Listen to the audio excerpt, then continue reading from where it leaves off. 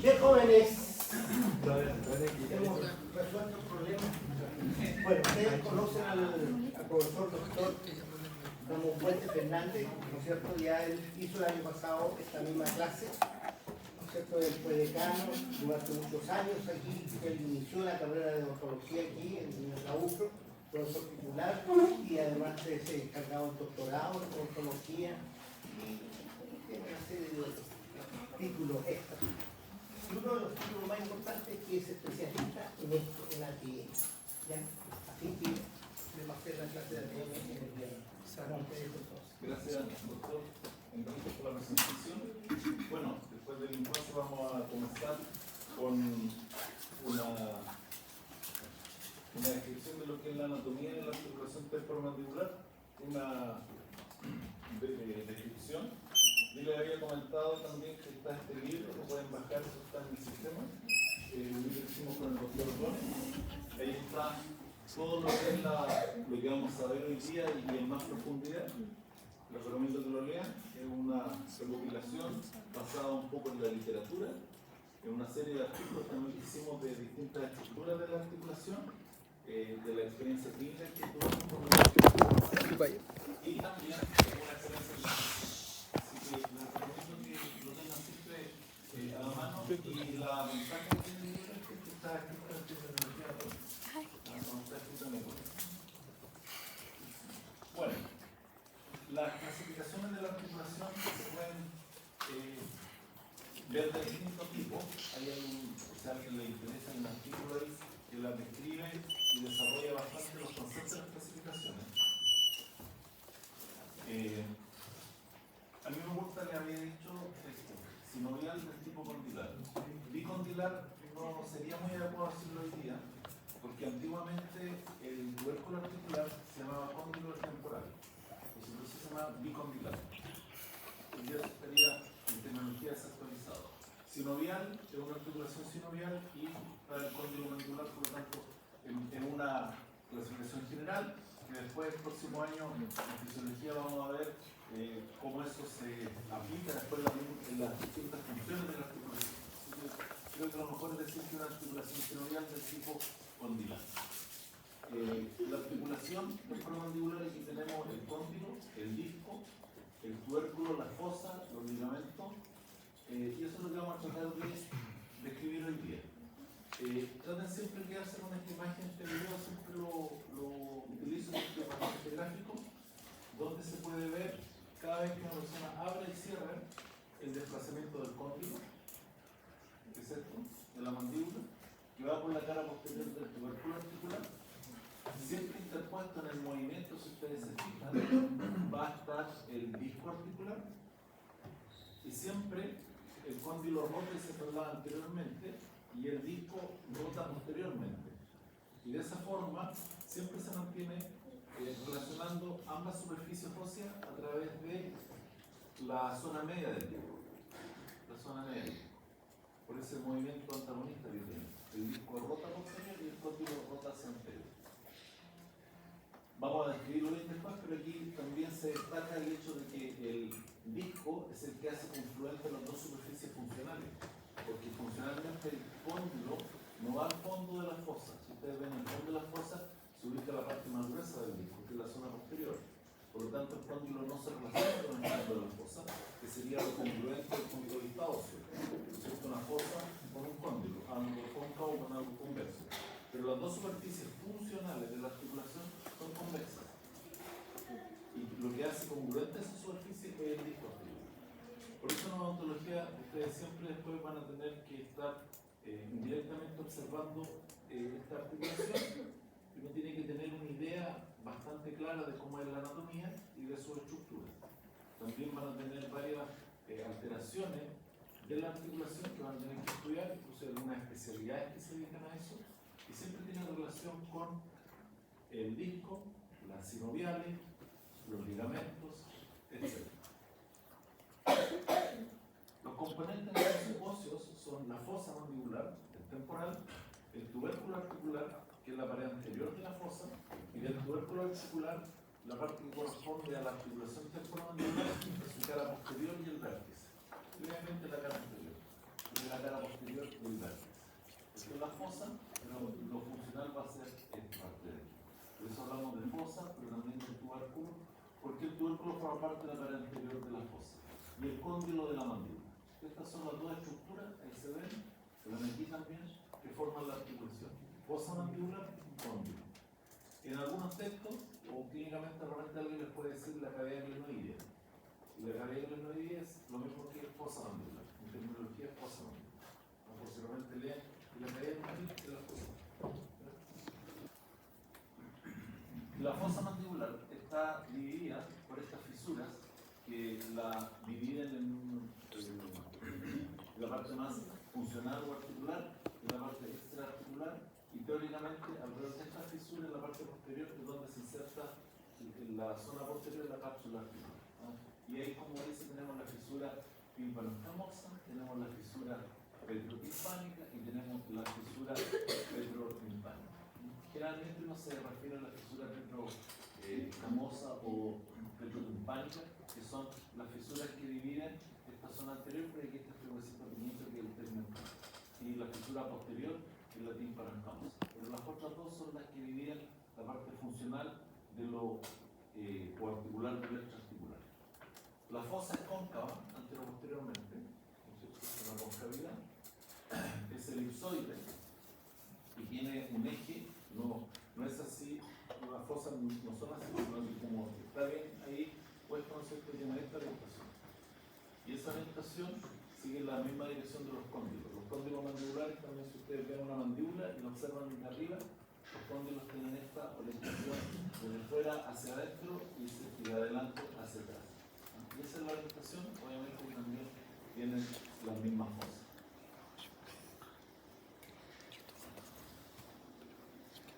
El peso de la fosa, que es lo que está aquí en este esquema, aquí se ve, aquí tenemos el disco, aquí está el cóndilo y el oído, la fosa, tubérculo articular, y ahí en ese pequeño espacio de ahí el techo de la fosa. Es bastante delgado, también lo hemos comentado, y si ustedes toman un cráneo, una base de cráneo, lo observan, van a ver que el techo de la fosa es muy delgado.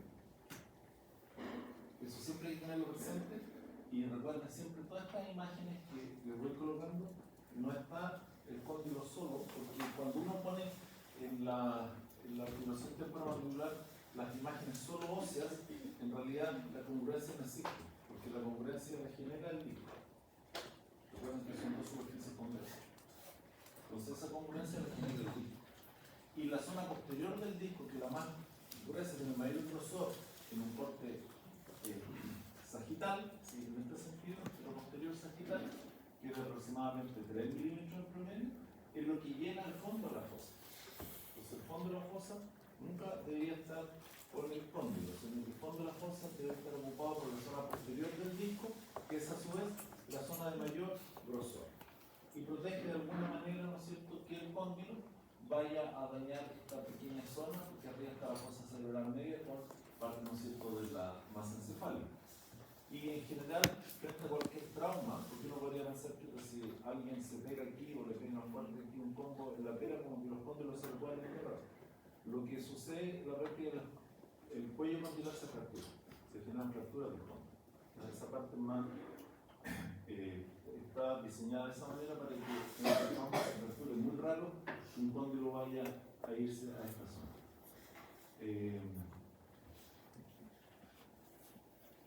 Después ya dijimos entonces las porciones anteriores a esta fisura es funcional y la porción posterior ya no es funcional. Entonces eso también ya tenemos presente esa característica de esta articulación. Primero, que las relaciones óseas son superficies convexas y la congruencia en el género del disco. Eso es una diferencia. Lo otro también es que no toda la fosa es funcional, sino que solamente las estructuras que están por delante de la fisura son funcionales.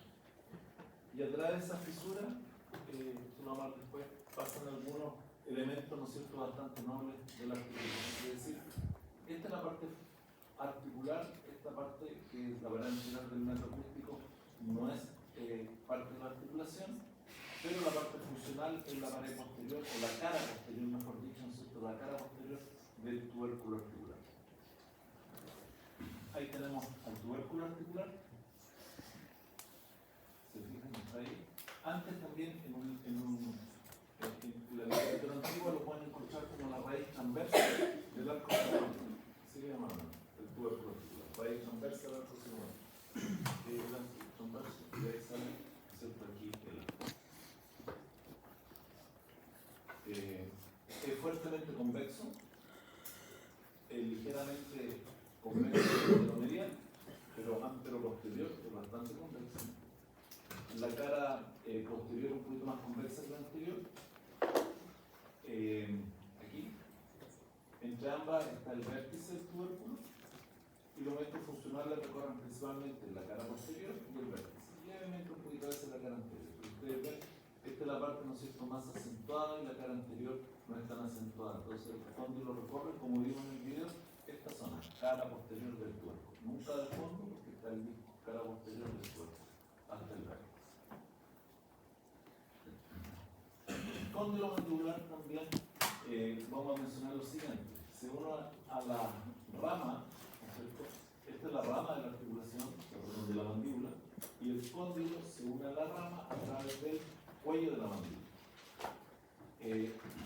Se utiliza a veces en clínica o algunas expresiones por algunos colegas clínicos que hablan del proceso condilar, o el proceso condilio. Y el proceso condilio podríamos definirlo como el conjunto entre el cóndilo y el cuello de la mandíbula.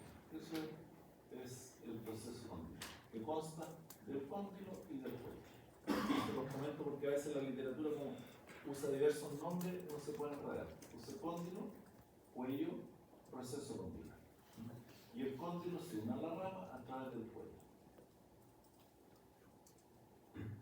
El cóndilo, ya dijimos la forma y orientación que tiene.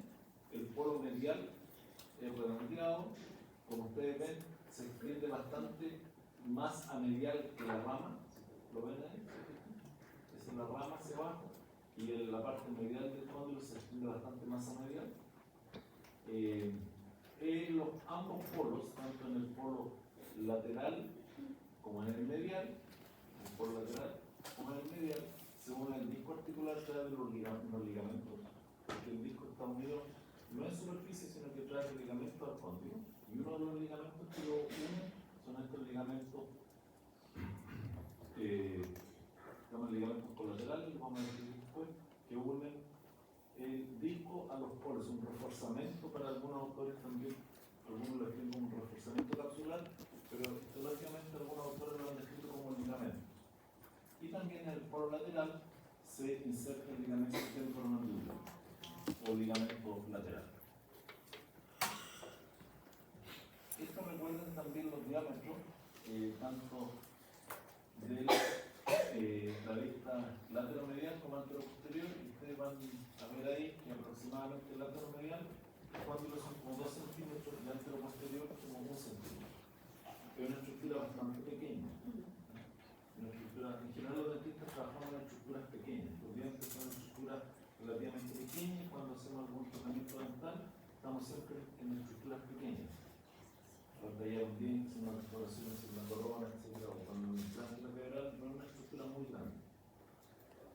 Y el cóndilo, que es parte, ¿no es cierto?, de esta articulación, también es una estructura bastante pequeña y lo que nosotros podemos básicamente palpar en esta zona lateral. Pero recuerden esto porque eso tiene una aplicación después en virtud del tamaño de los discos. Como les decía, el cóndilo es fácil palpable. El tragus, esta parte que está ahí de la varíola articular, uno va un poquito hacia adelante y lo que se mueve ahí es el polo lateral del cóndilo. Y si uno abre bien la boca, se desplaza y deja una cavidad. Ese es el polo lateral. Eso es lo que nosotros podemos palpar de la articulación. Entonces, por eso tenemos que tener un conocimiento bastante acabado, porque si no, uno no puede ver bien o tratar de entender lo que sucede dentro de la articulación, porque a diferencia de otras articulaciones no las vamos a ver en su totalidad, como la articulación del codo, de la rodilla, de la muñeca, se puede palpar completamente, porque solamente podemos palpar la porción lateral. Anteromedial en el cuello, la parte anteromedial del cuello, este es el cuello, recuerden, y anteromedial, anterior, ya sea la línea media, mediana, medial, se encuentra esa estructura que se denomina folia pterigoidea. Y en la folia pterigoidea se inserta aproximadamente el 70% de la fibra de la cabeza superior del músculo pterygoideal. Ahí. Y se inserta toda la cabeza inferior del músculo pterygoideal. Esta es la descripción clásica que hacen la mayoría de los autores. Hay varias otras discusiones, pero basta que usted recuerde siempre que el pterygoideal es un músculo que tiene dos cabezas. La cabeza inferior se inserta completamente en la folla pterygoidea y la cabeza superior, un 70%, o sea, entre un 70% se inserta en la folla. El resto de las fibras de la folla, o sea, de la cabeza superior, se van a insertar, recuerdan, en la parte anteromedial del disco, atravesando la cápsula. Esa es la complejidad que tiene esta articulación, que hay un músculo que tiene dos cabezas que se va a insertar en las estructuras que conforman la articulación, la cabeza inferior completamente en el cuello, la folla, y la cabeza superior, el 70% de la fibra aproximadamente en la folla, y un pequeño porcentaje, un 30% de la fibra de la cabeza superior del pterygoide lateral se insertan en la porción anteromedial del disco, ¿no es cierto?, atravesando la cápsula, como ven ahí, atravesando la cápsula y la parte anteromedial, es un corte cervical. El disco articular, vamos a hablar algo del disco, en la estructura, ¿no es cierto?, que primero dijimos hace congruente las dos superficies que no son congruentes. Recuerden que esa es la principal función que tiene el disco, hacer congruentes dos estructuras que no son congruentes. Y por otro lado, el disco lo que hace es que genera, porque las articulaciones tienen una cápsula es algo que rodea completamente la articulación. Y está el disco como un sombrerito, como una boina que va encima del cóndilo. Y se une toda su superficie externa a la cápsula y genera entonces dos espacios, un espacio supradiscal y un espacio infradiscal. Y eso tiene relevancia tanto en la función como en la fisiopatología, porque en ese espacio se acumula y es secretado por la cara interna de la membrana de la sinovial. Entonces vamos a tener sinovial en el espacio infradiscal y vamos a tener sinovial en el espacio supradiscal. Entonces, después para los diagnósticos, los tratamientos hay que tener muy claro de qué espacio articular estamos hablando. Entonces ahí se observa un poco en este rol tecnológico esos espacios y aquí se observa muy bien que el disco hace congruente estas dos superficies convexas. Entonces hace congruentes las dos superficies óseas que son incongruentes. Es una lámina de tejido fibroso. La superficie superior, como ustedes ven ahí, ¿no es cierto?, es cóncavo y convexo, convexo y cóncavo, delantero posterior es cóncavo convexo, y la superficie inferior es cóncava. Entonces ahí genera esta parte de concavidad en la relación con la superficie funcional. ¿Se recuerdan esto? Cóncavo convexo, cóncavo, hace congruente las dos superficies óseas y genera estos dos espacios. Y siempre, por lo tanto, vamos a hablar de disco, y no vamos a hablar de menisco. ¿Se acuerdan de cuál es la diferencia entre un disco y un menisco?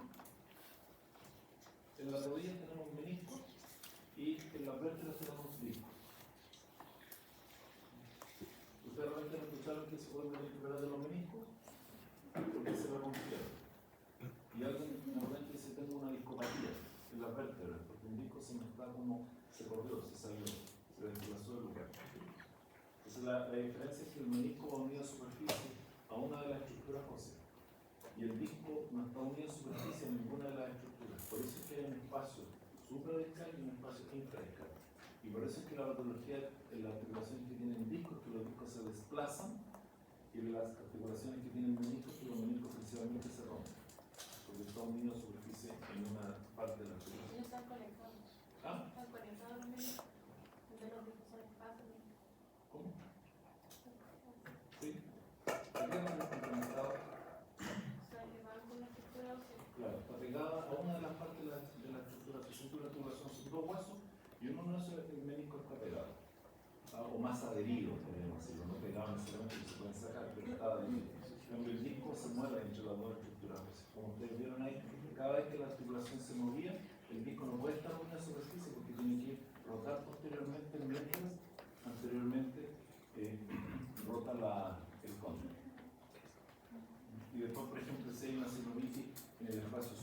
discal o una celulitis en el espacio intradiscal, hay que ver bien, eso hay que tenerlo bien claro porque cuando hay una celulitis significa una acumulación de líquido sinovial, hay que sacar el líquido sinovial y para eso hay que saber si estamos poniendo la aguja para retirar el líquido en la zona que está con el líquido, sea el espacio supra o intradiscal. Lo importante de esto es resaltar que la zona central del disco, es que el disco es como una lámina, una boina, la mayoría de los autores así lo describen, y la zona central del disco, de todo ese como disco, la mayor parte es avascular, y tampoco tiene inervación, porque como va a tener siempre una presión o un roce entre el cóndilo y la cara posterior del tubérculo articular, si tuviera irrigación o inervación, se inflamaría o dolería, sería molesto. Entonces esa zona es vascular. Y la periferia tiene una leve irrigación e inervación del disco, lo cual no va rozando ni presionándose entre las superficies funcionales, y la nutrición del disco se produce a través de difusión desde la membrana sinovial. Desde la membrana sinovial dijimos algo que recubre la articulación y la cara alterna de la membrana tiene la sinovial, y ahí, aparte de secretar el líquido sinovial, también va difundiendo los nutrientes hacia el disco. Esa es la relación clásica de un disco en un corte sagital, pero se puede ver de distintas formas. Es 2 milímetros, 1 milímetro y 3 milímetros. Estas son unas investigaciones que hicimos acá y es la misma proporción, se fijan, pero no va a ser tan exacto así 2, 1, 3. Pero es la proporción de anterior a posterior. La zona anterior del disco son 2 milímetros de grosor, la zona intermedia 1 milímetro y la zona posterior 3. Ese dato que se lo repito varias veces y se lo voy a decir también en el próximo año en el curso de fisiología con bastante insistencia, hay que tenerlo presente, porque cuando los discos se desplazan, probablemente el desplazamiento discal pasa, entre otras cosas, por una deformidad del disco, porque el disco se aplana.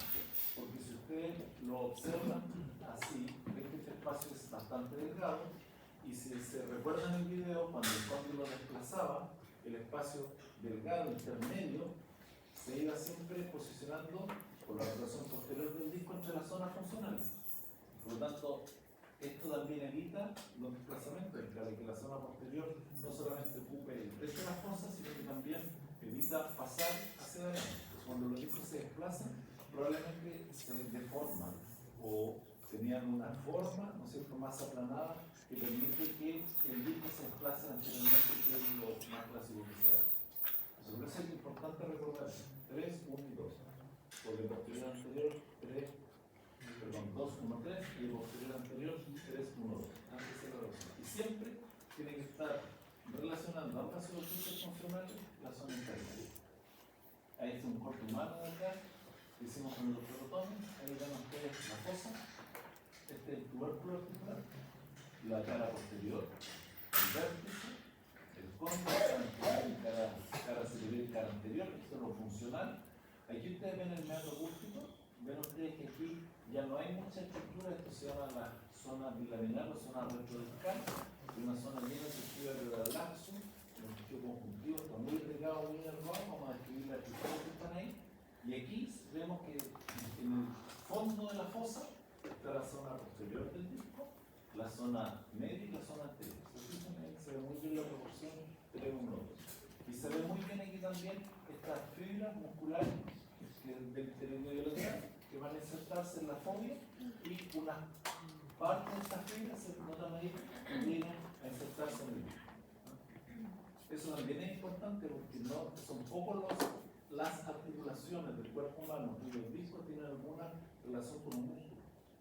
Por lo tanto, siempre hay que tenerlo presente que la temporomandibular no solamente hay una forma del disco, no solamente hay ciertos ligamentos que unen ese disco al cóndilo y a la cápsula, sino que también está esta inserción de estas fibras del pterineio lateral, que obviamente alguna función cumplen, y obviamente si ese músculo en algún momento se contrae, tiene una contractura, va a alterar en cierta medida la posición discal y la función de la articulación.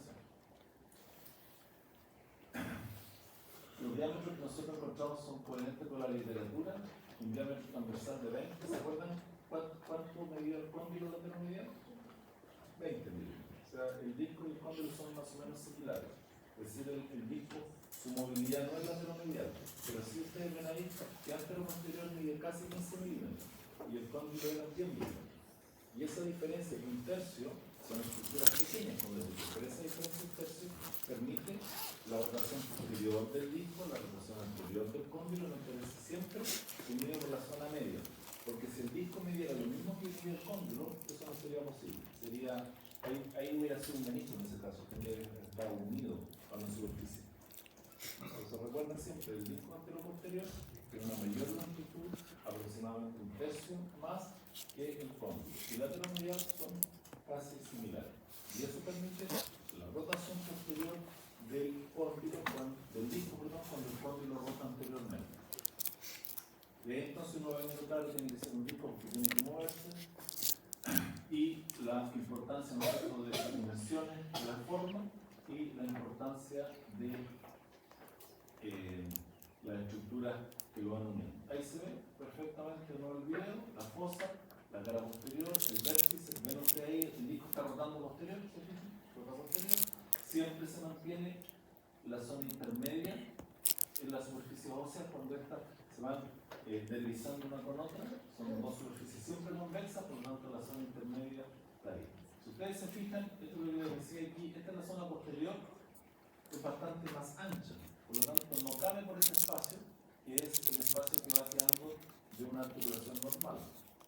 Por lo tanto, lo primero que uno tiene que pensar siempre cuando después ustedes vean o observen a algún paciente con un disco desplazado, pero se van a acordar de una anatomía de así, probablemente, entre otras cosas, el paciente tiene una alteración de la forma, porque si no, este disco nunca pasa a ser.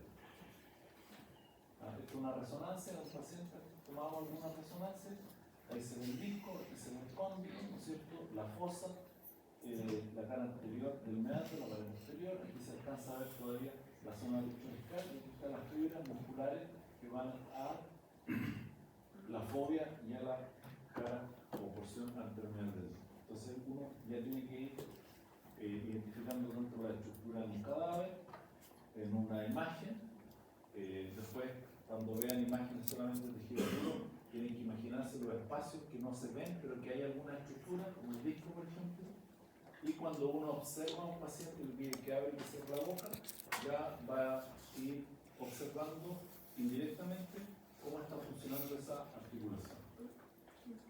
Los bordes laterales, ya dijimos, estaban en un corte así anterior, están unidos al cóndilo a través de los ligamentos colaterales, lateral y medial, y genera entonces un compartimiento infra y supradiscal.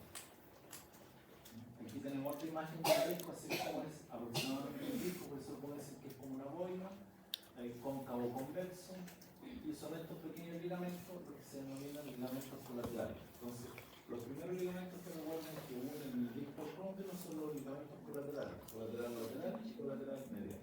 Aquí son pequeñas fibras colaterales. Lo otro que es importante también, lo comentaba aquí, eso va a ser para cualquier otro ligamento. ¿Cuánto podemos distender las fibras colágenas sin dañarlas? Aproximadamente. ¿Alguna idea? Las fibras colágenas, una cápsula, etcétera, uno no la debiera distender, estirar más allá de un 10% que tiene un 10%. Por lo tanto, si un disco de esos que ustedes hay ahí, o a lo mejor van a ver que van a mostrar una imagen del disco desplazado, obviamente se retrasó mucho más que una pequeña distensión del ligamento. Entonces lo más probable es que los ligamentos también en esas alteraciones se vayan rompiendo. Entonces ya vamos viendo que por la forma y las componentes de la articulación, cuando los discos se salen del lugar, probablemente es una alteración de la forma del disco, y también lo más probable es que los ligamentos que unen el disco al cóndilo también se hayan cortado. Y de esos ligamentos los que nombramos son los colaterales, colateral lateral y colateral medial. Esto ya lo comentamos, ¿no es cierto? La inserción del pteroide lateral, ahí se mejora el esquema. Esta es la cabeza inferior, parte de la cabeza superior y el 30% de la cabeza superior. Y el disco se continúa posteriormente por esa zona que se llama zona bilaminar, o o tejido retrodiscal. Así lo nombramos principalmente nosotros aquí en Chile, zona bilaminar o tejido retrodiscal. En cierta literatura americana le nombran eso ligamento posterior, el posterior attachment o attachment. Eso es discutible, pero nosotros ocupamos más que una expresión, zona bilaminar y zona retrodiscal. Y a eso, ese nombre está puesto porque describe, ¿no es cierto?, tejido retrodiscal, lo que está retro detrás del disco, que es esta zona de aquí, y zona bilaminar, porque desde el punto de vista funcional tiene dos estructuras que unen el disco también al cóndilo y a la pared posterior de la fosa. Por eso se llama zona bilaminar, dice dos lados. Y ahí se ve muy bien esa zona. Y esa zona bilaminar tiene un estrato superior de fibras elásticas que van del margen posterior del disco a la parte superior, como está ahí en el esquema, y van a unirse a la pared anterior inmediato de la pared posterior, no se hizo la fosa, la parte posterior de la fosa. Está el cuerpo y está la parte posterior.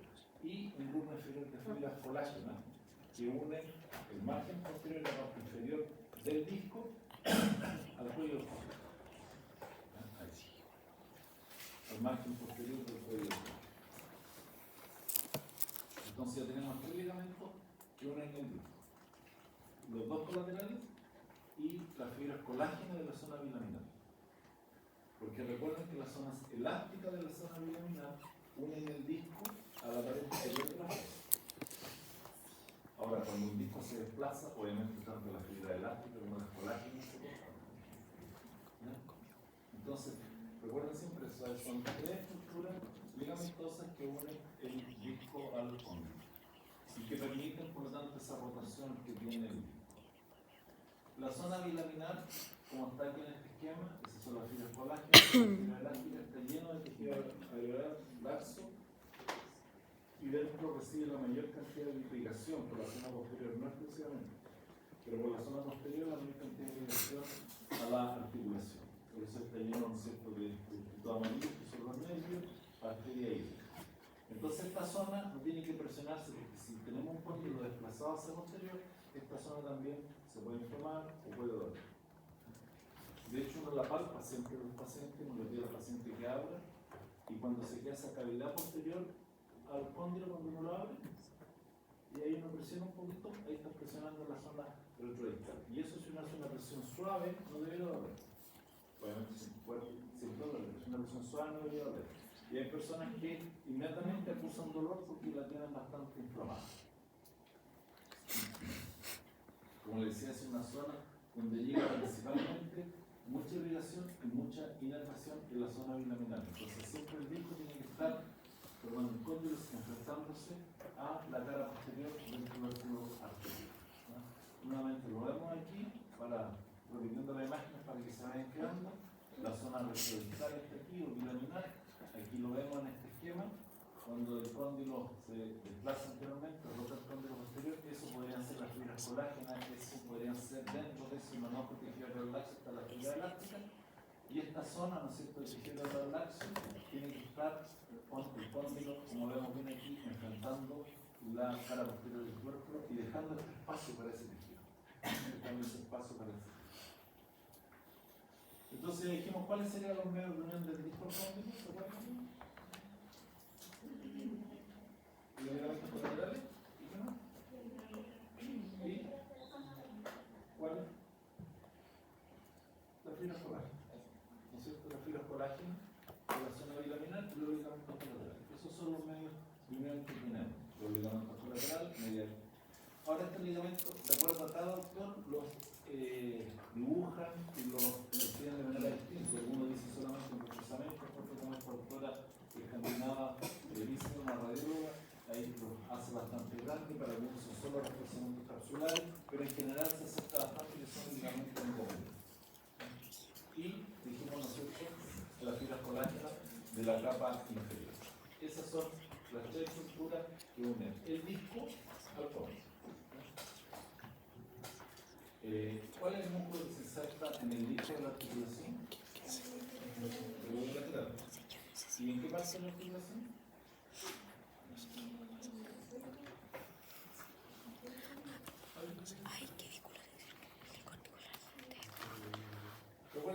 dos cabezas. Sí, distribuido lateral. ¿Cuáles son las inserciones? Ay, verdad, decimos por la cabeza. Y en el... La cabeza inferior se inserta en la fobia atribuida al cuello condilar, completa. Y de la cabeza superior, como bien dijiste, ¿no es cierto? El 70% va a la fobia y el resto va a la porción anteromedial del disco. ¿Sí? Eso recuerda siempre porque eso siempre uno tiene que analizar desde el punto de vista, ¿no es cierto?, de la fisiología. Entonces, como la pregunta era ¿qué músculo se inserta en el disco? El periodo lateral, el 30% de la fibra de la cabeza superior. Y nunca lo confundan esto con el periodo medial, si no el periodo medial va hacia abajo, como una cincha que va hacia la mandíbula. Pero no hablando del periodo lateral, un pulito que va a la articulación. ¿Cuál es el diámetro anteroposterior y lateral del cóndilo? ¿Se acuerdan? Anteroposterior del cóndilo. Lateromedial, 20. Del disco anteromedial, o sea, anteroposterior, 14, 15, casi 15.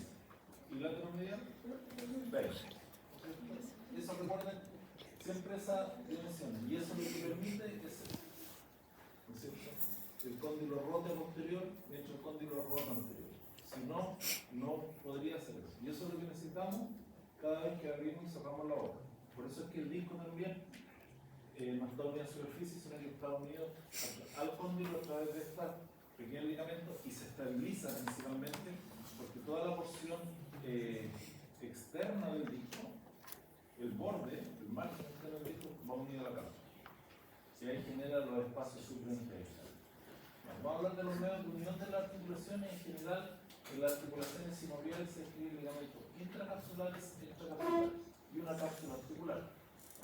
En la articulación temporomandibular hay bastante literatura y la literatura está descrita de manera distinta de un momento a otro. No son clásicas articulaciones más grandes como la rodilla, el codo, muñeca, etc. Y la descripción es generalmente igual.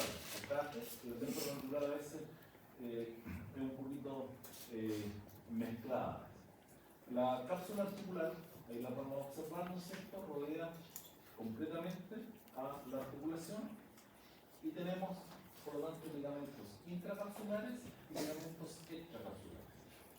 Para nosotros, ¿no es cierto?, los ligamentos intracapsulares serían los ligamentos colaterales y laterales mediales, ya lo describimos, y la fibra colágena de la zona bilaminar, si es que quisiéramos darle a eso un concepto de ligamento, pero solamente basta con que nombremos que son las fibras.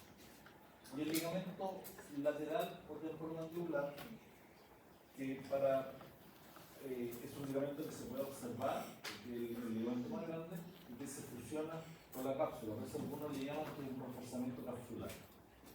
Así como todas las articulaciones tienen algo lateral y medial, algunos autores, antiguos, Parkinson, entre otros, describieron ligamentos mediales, pero en general casi nadie lo describe. Pues hoy día no lo describimos. Pero se lo comento porque seguramente lo leen y se me olvidó el ligamento medial, es un ligamento que casi ningún autor describe, por lo tanto no lo vamos a tomar en cuenta. Vamos a hablar de estos ligamentos como ligamentos intracapsulares, los colaterales, las fibras posteriores de la cápsula y el ligamento lateral. Y el ligamento lateral porque aun cuando va por la parte externa lateral de la cápsula, se fusiona con la cápsula. Por eso es un ligamento extracapsular. Y por la característica también de los extracapsulares, intracapsulares, y por la característica que lo voy a nombrar de los extracapsulares. Esto ya lo vimos, los colaterales, ya lo mencionamos. Esto es la zona bilaminar, también ya lo mencionamos.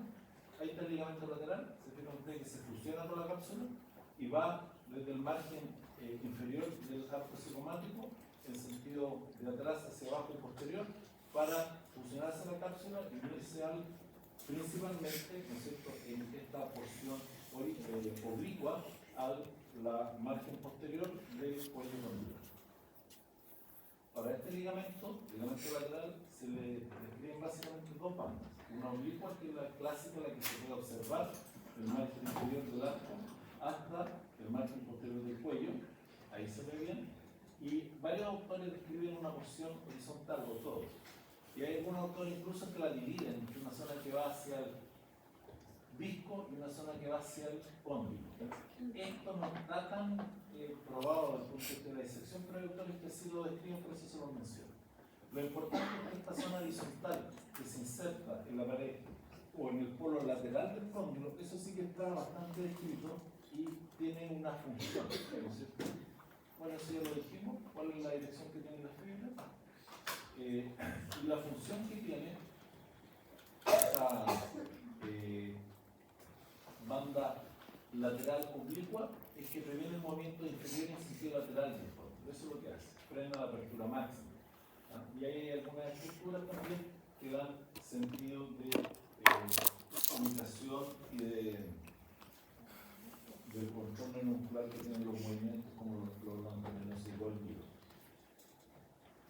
La banda horizontal o porción horizontal, que es esa, va desde la parte del margen más medial del arco cigomático y va en forma horizontal a el polo lateral del cóndilo, como se ve ahí. Como digo, algunos también, como Maciel y otros, hablan de que se inserta en el disco, pero lo que sí está claro es que todos los autores, una parte de esa banda va hacia el polo lateral. Y lo que hace esta banda lateral es que evita el movimiento posterior. O sea, que el cóndilo es un movimiento posterior. Como cuando uno hace así con la mano, yo hago esto y el movimiento se limita por los ligamentos. No puedo ir más allá. Si se cortara el ligamento, la mano se podría mover más. Entonces, el movimiento posterior del cóndilo, no puede llevar hacia atrás el cóndilo. O si yo manipulo la mandíbula a un paciente y la llevo hacia atrás, lo más posterior va a ser determinada por esta banda horizontal del ligamento lateral, que se tensa. Y hasta ahí solamente puede ir el cóndilo hacia atrás, no puede ir más atrás. Ese es un concepto que también hay que recordarlo siempre porque tiene bastante aplicación después en algunas definiciones clínicas que se hacen de la posición del cóndilo.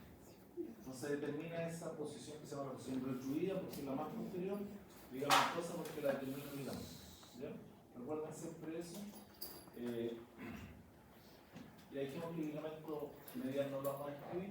Y los extracapsulares ya son estos ligamentos muy distintos a los que habíamos mencionado, por eso es que al ligamento lateral, cuando va por la parte oblicua por fuera de la cápsula, la parte horizontal se fusiona la cápsula, lo clasificamos dentro de los intraarticulares. Este es el ligamento esfeno y este es el estilomandibular. El esfenomandibular va de la esquina del esfenoide hasta la língula del foramen. Por eso es que a veces cuando usted, en algún momento, la mayoría van a aprender a poner la anestesia. Y cuando pongan la anestesia, la aguja la van a tener que llega a la cara medial de la mandíbula. Entonces uno pone para anestesiar este lado, uno va del otro lado así, y llega, cierta la rama, hasta la língula, llega y toca reparoso, y ahí intenta la anestesia. Y a veces el paciente puede tener cierta molestia o dolor. Una de esas razones es porque el pasar va a llevar demasiado este ligamento.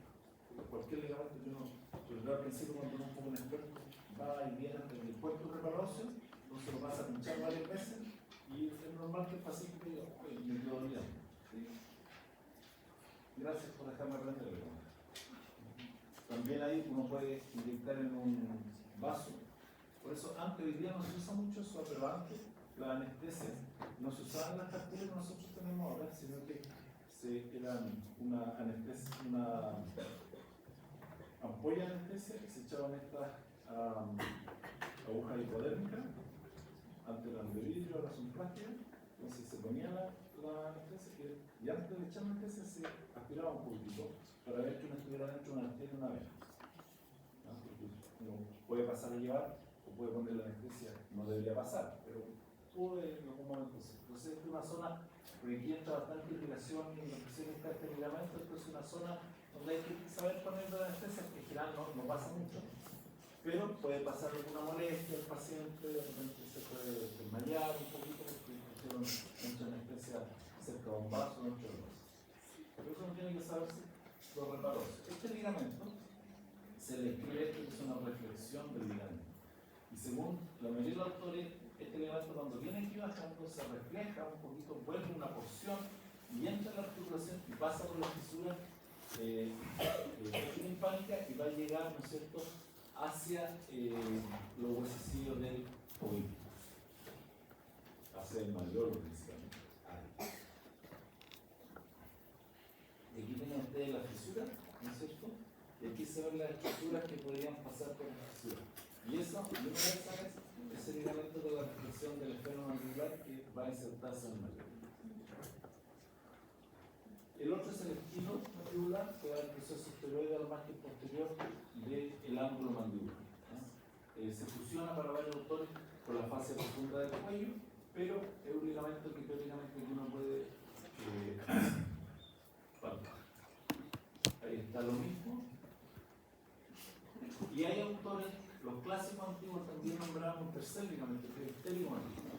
Entonces nombraban el estilo, el esfeno y el pterigo. Nosotros hoy en día enseñamos que los ligamentos intercapsulares son el estilo y el esfeno. El pterigomandibular no lo consideramos un ligamento, sino que consideramos, escribimos un artículo hace tiempo así, que es una estructura que está entre dos músculos, el buccinador y este músculo, ¿no es cierto?, que es el elevador posterior, ¿no es cierto?, de la faringe. Y este es un rasgo, ¿no?, más que un ligamento. Es una estructura que va, pero algunos autores le llaman ligamento ptérico porque da el pterigoide de la mandíbula, o la parte posterior donde está el trígono retromolar. Para nosotros es solamente un rafe, que es una estructura que divide a dos estructuras, en este caso muscular, y que no necesariamente tienen que ir en la línea media. Pero se sigue discutiendo, ¿no es cierto?, buccinador y constrictor superior de la faringe. Por si en algún texto dicen, lo leen y hay 3 ligamentos extra articulares, este es el otro. Nosotros decimos que eso no es el ligamento. Ya mencionamos cuáles son los ligamentos extracapsulares, el esfeno y el estilo. ¿No es cierto? Los ligamentos intracapsulares, ¿se acuerdan cuáles son ellos?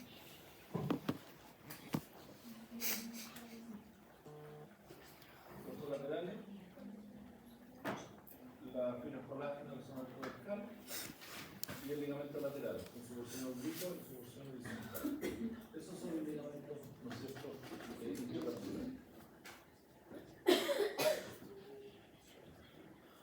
¿Y qué ligamentos se insertan en el disco?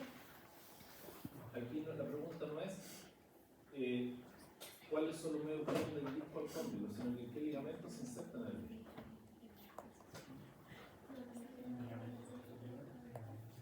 Los ligamentos colágenos, ¿sí?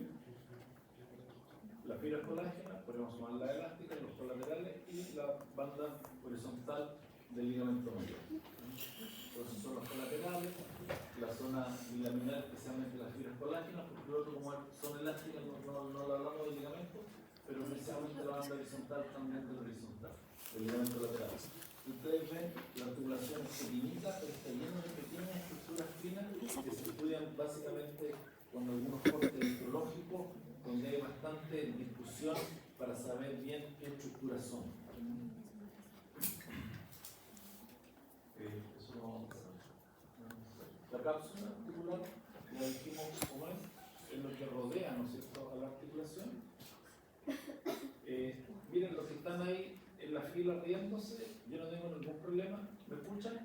Los que están ahí hablando y riéndose. No tengo ningún problema en que se retiren de la clase o se quedan en silencio. ¿Ya? Pero no molesten, porque distrae el resto y lo distrae a uno. Así que o se dejan de reír o se retiran. ¿Ya? ¿Qué hacen?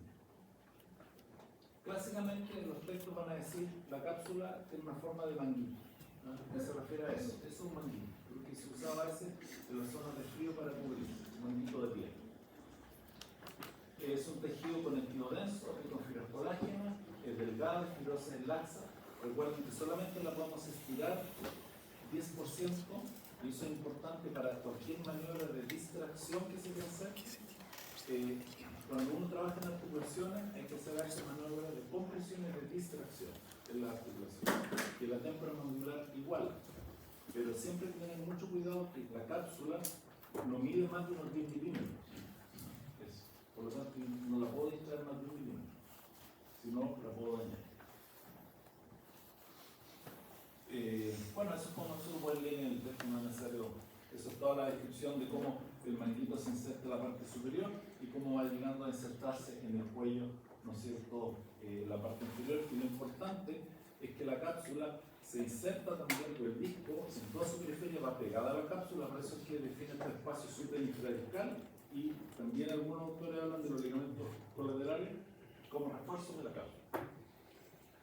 Esto es solamente una anécdota, no es por la forma, ¿no es cierto?, que la cápsula a medial baja mucho menos que por lateral. La mayoría de los autores hablan esto, por eso también nombramos este ligamento temporomandibular colateral, es el mismo, el ligamento temporomandibular colateral es el mismo, lateral en terminología, temporomandibular en más concepto clínico. Se fusiona la cápsula, ¿no? Por eso algunos dicen que es reforzada lateralmente por el ligamento, ¿no? Que el ligamento se fusiona y parte de sus fibras son de la cápsula. Ya lo comentamos, y aproximadamente hay 1 milímetro, poquito, de líquido sinovial dentro de la cápsula, dentro de la articulación, pero aún así, ¿no es cierto?, se produce esta alteración de cualquier articulación sinovial, que es una sinovitis. Bueno, la cápsula está llena de terminaciones nerviosas de dolor, por eso puede doler, de presión, por eso sentimos la presión en la articulación cuando se produce, y la propiocepción, ¿no es cierto?, que la información sensitiva, por ejemplo, el sentido de posición de la mandíbula, nos generan estos pequeños receptores que están en la cápsula. Ya dijimos que secretaba la sinovial y que entrega los filamentos nutrientes, tiene una capacidad inmunológica, lubrica las articulaciones y confina el líquido sinovial dentro de la articulación. Por eso de repente algunas personas que tienen alguna alteración se les pone ácido hialurónico, por ejemplo, para lubricar más la articulación porque su sinovial ya no estaba siendo tan efectiva. Esa es la irrigación, también eso lo pueden explicar después en el libro, en la arteria temporal superficial y maxilar, en la zona posterior. Recuerden que la mayoría de la irrigación y la irrigación llega por la zona posterior, pero no únicamente. El resto llega por la zona media y un poco por la zona anterior. Pero por lateral casi no hay irrigación. Por eso uno puede palpar el cóndilo por lateral, el cuello, fuera. Pero la irrigación es por la zona posterior, que es el espacio que se genera a la misma mandíbula, la zona rectal, y por eso es que se puede mover. Y estos son los nervios de la articulación, el aurículo temporal, masseterina, temporal profundo y pterygoide. Todas estas son ramas trigeminales. Ahí se ve, ¿se fijan? La mayor parte llega por la zona posterior, algo para la parte medial y anterior, pero en la zona lateral no hay presencia ni de vaso ni de mucha articulación. Y ahí están, ¿no es cierto?, las nombres de cada uno de los nervios. Ahí se ve que es una vista también para que nos cuenta lo complejo de la irrigación y la inervación de la articulación. Esa es la irrigación, cómo va llegando, y son pequeños vasos de esta arteria que llegan como a la transversal, la maxilar, la temporal superficial, etc. La auricular posterior, son pequeños vasos que van llegando a la articulación. Este es un esquema de cómo probablemente podría ser la zona retrodiscal, con los vasos aquí, la temporal superficial, la carótida externa viene la arteria maxilar, y de aquí una serie de otras pequeñas arteriolas que tendrían todas esas denominaciones. Lo importante es que se les quede este esquema de cuáles son los grandes vasos que irrigan, temporal superficial, maxilar, todas ramas de la carótida externa, y sobre todo esto, ¿no es cierto?, o carótida lateral, son pequeñas arteriolas que tienen la zona posterior. Y el drenaje venoso es similar, esto es el tercio pterygoide, van toda la vena retromandibular y van bajando, ¿no es cierto?, por la vena temporal, toda la inervación, o sea, la irrigación que viene principalmente de esta zona posterior, pero también de la zona medial y anterior. Es un porte superior, ahí lo podemos ver, esta es la parte posterior, es bastante, como digo, son pequeñas estructuras que tienen muchas zonas delicadas. Bien, eso es lo que queremos ver hoy día. Así que, Mucho éxito. todos los detalles están